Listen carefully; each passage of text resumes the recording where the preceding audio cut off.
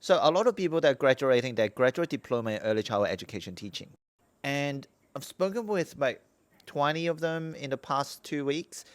And I noticed something very interesting. And I want to share with you guys. And if you're one of them, I'm sure that this video is going to be very helpful. Number one thing is before you give up the ECT pathway, make sure you do your absolute best.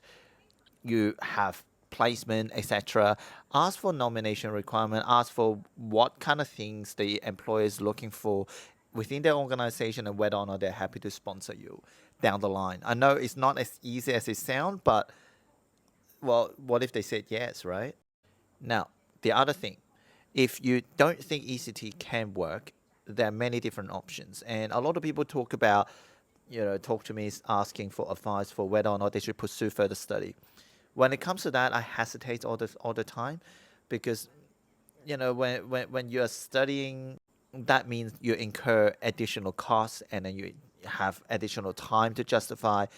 You have what is it, the opportunity cost that you got to pay, like even though money etc is one thing, but there are also opportunity costs. So studying is never really the top options in my head. And when it comes to studying, if you're trying to pursue a career in early childhood education teachers, there are people who ask me whether or not they should go through a master of early childhood education teachers to increase the competitiveness. For me, I don't think that actually makes a lot of sense because it is a functional job, it is a professional job. As long as you can get registered and you start working, then maybe you will get sponsored a lot earlier. But if you think that you can afford it and you're happy to do it, yeah, be my guest because that may give you an edge up, like when it comes to a more competitive job market in ECT.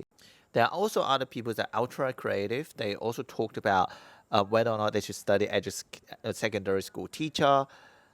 I'm like, yeah, well, that sounds like a good idea as long as they can, waive the English requirement. That's always the better type of teaching that I would always recommend. But often for me, when I have to think about it, I also struggle because there are opportunity costs involved because they've already spent 1 year in early childhood education teachers and asking them to switch to a completely new pathway and casually ignoring or giving up everything that they've done. Well, sometimes it's necessary, but I'm like, my absolute best idea is try to salvage whatever they have. But of course, teaching, like secondary school teaching, is way better than early childhood education teaching. I've said it many times in the past 2 years, and I continue to say that. But